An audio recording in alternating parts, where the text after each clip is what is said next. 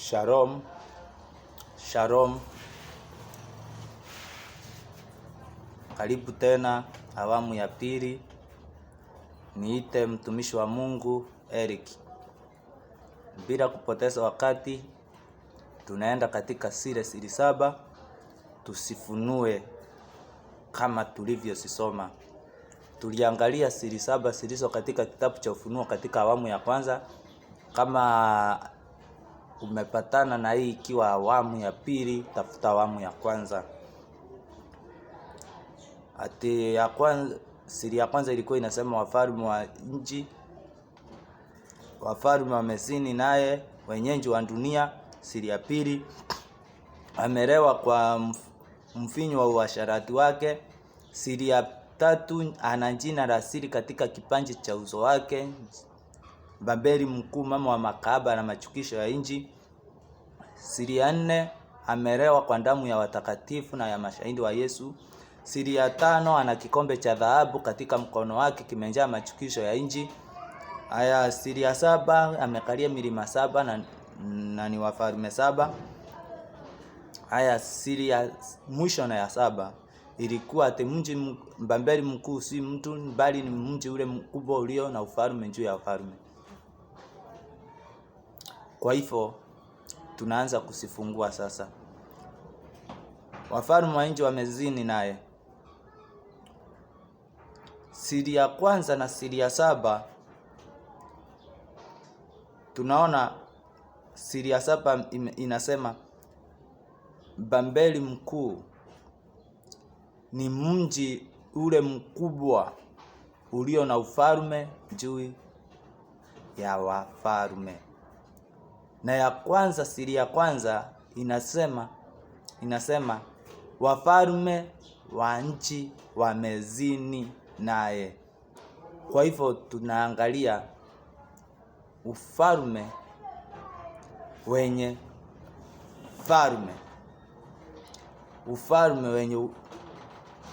ufalme ulio na ufalme juu ya falme, ili tunjue wafalme wa dunia wanazini kianje. Hapa kuna historia. Miaka mingi nyuma,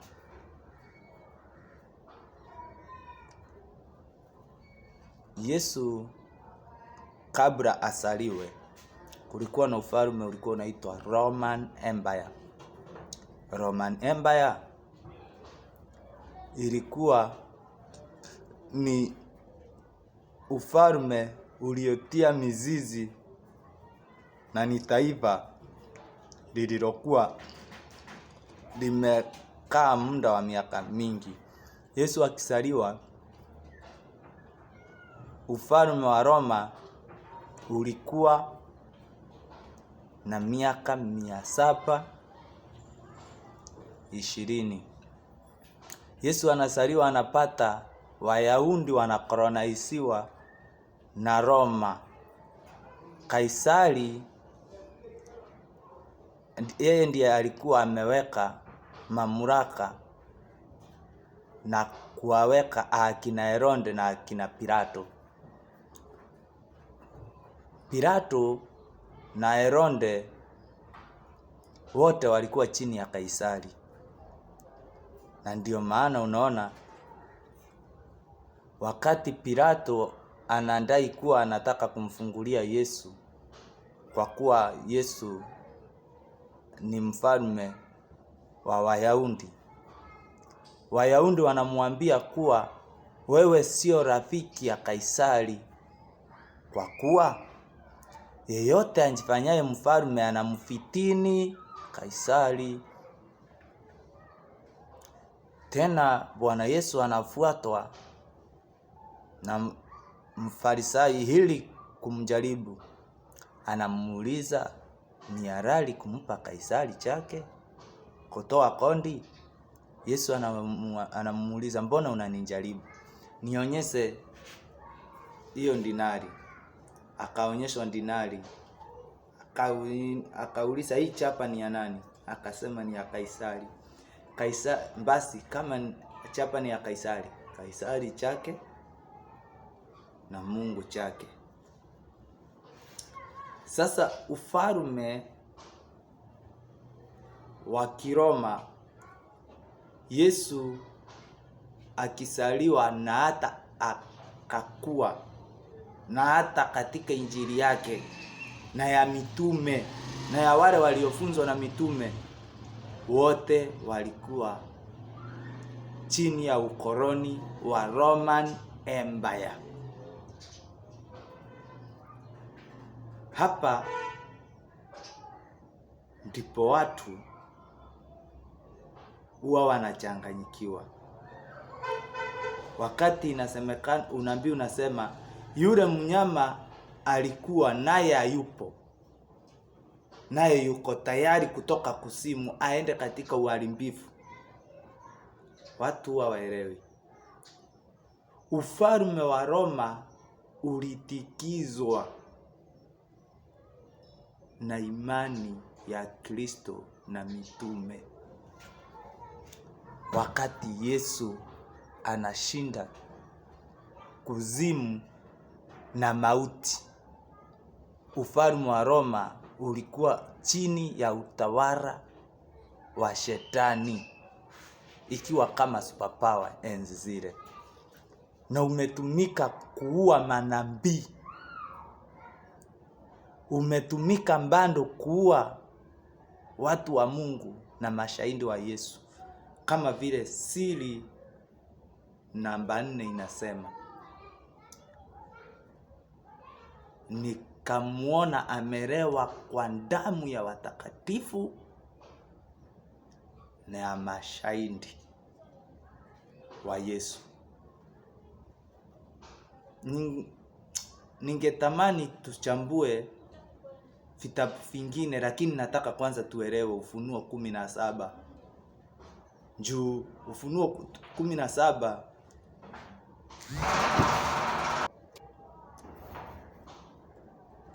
sasa, kama tumeona huo ufalme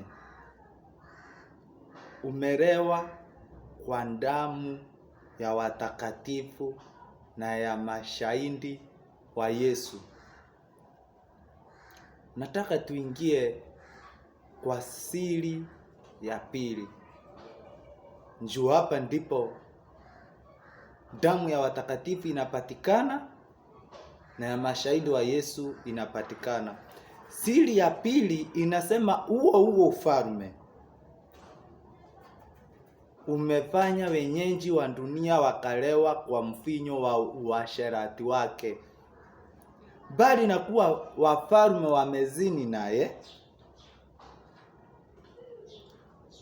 wenyeji wa dunia sasa wamelewa kwa mvinyo wa uasherati wake. Kwa hivyo chenye kinafanyika hapa,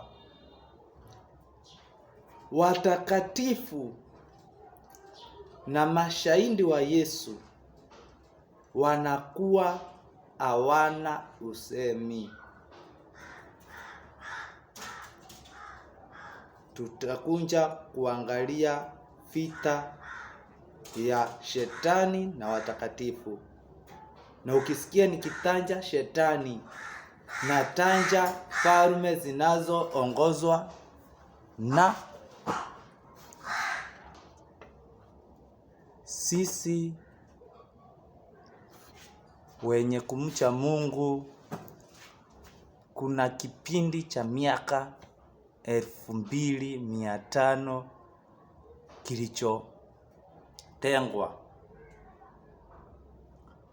na ni kipindi imani na uchamungu duniani sitapitia changamoto sana. Hapo tutakunja kujifunza, usikie sisi wenye kumcha Mungu wa kweli, aliyeumba mbingu akaumba dunia, anayesababisha kila kiumbe kupumua, anayesababisha vyote kuwemo. hali watakayoipitia.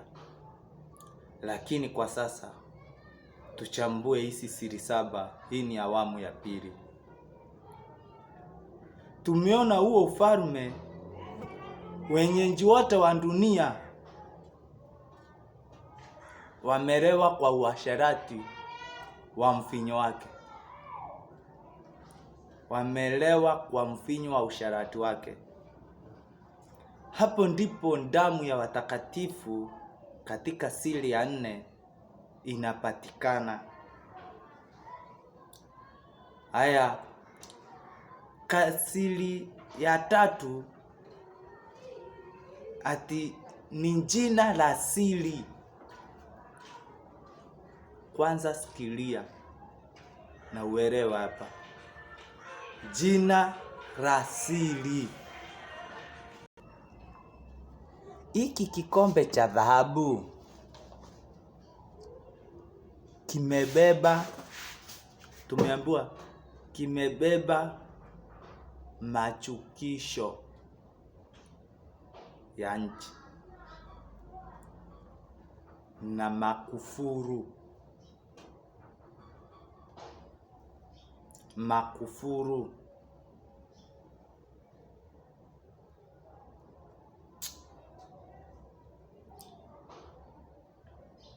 Tutaangalia hiki kikombe nini kimebeba. Itabidi tutengeneze somo ya hiki kikombe. Lakini tumeona machukisho yanasimamia pale wenyeji wa dunia wamekuwa wamelewa kwa mvinyo wa uasherati wake.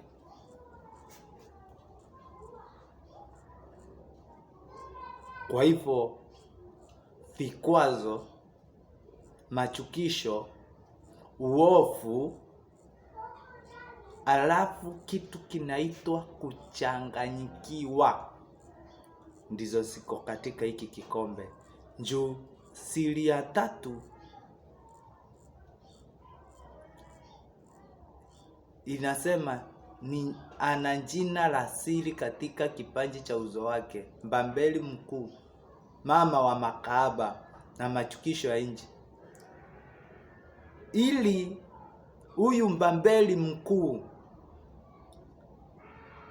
amefunza wengine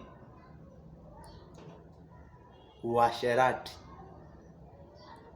Kwa hivyo ni mama wa makahaba.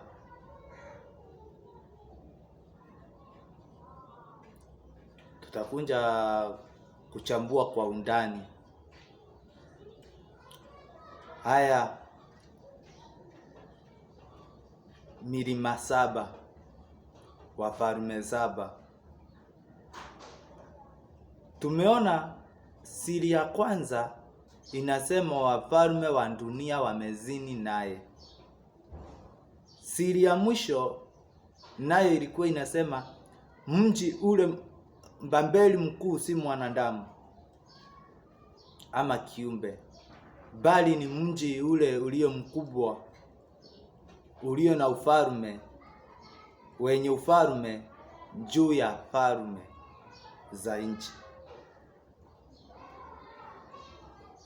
Sasa siri ya 6 inasema milima, amekalia milima 7 na ni wafalme 7. Sasa duniani tunasema kuwa kuna kitu kinaitwa G7, falme 7 tajiri duniani zinazoongoza uchumi wa dunia nzima. Unabii unatimia pole pole. Sasa nitatengeneza awamu ya 3, tuangalie huu ufalme mkubwa ulio na falme juu ya falme zote. Tumeona ni Roma Empire. Tuone ilipatanje kuwa ni ina ufalme, ati ina ufalme juu ya falme zingine. Alafu tuone bando hii Roma, wafalme wa dunia wanazinia nje na ufalme wa Roma.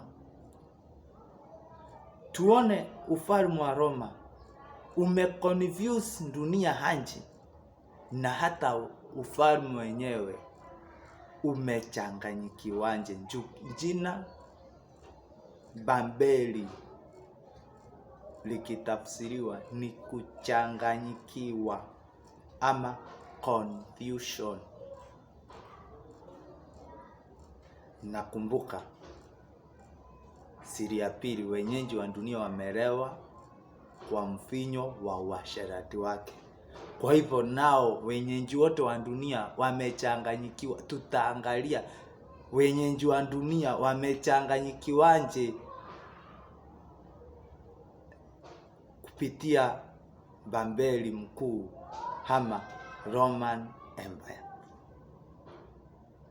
Alafu tutaangalia zaidi sana hizi falme 7. Nikutanjie, ya kwanza ni Canada, ya pili ni France, ya tatu ni Germany, haya kuna Italy, ya tano Japan, ya sita England, 7 United States of America.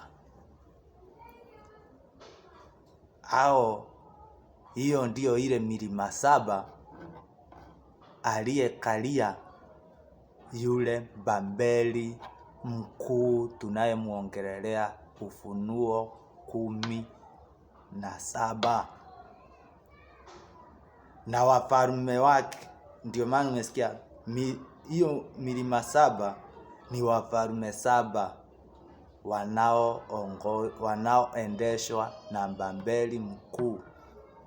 Kwa hivyo system ya Babeli inatumia wafalme 7 kunywesha dunia yote mvinyo wa uasherati wake. Tupatane katika awamu ya 3. Shalom. Shalom.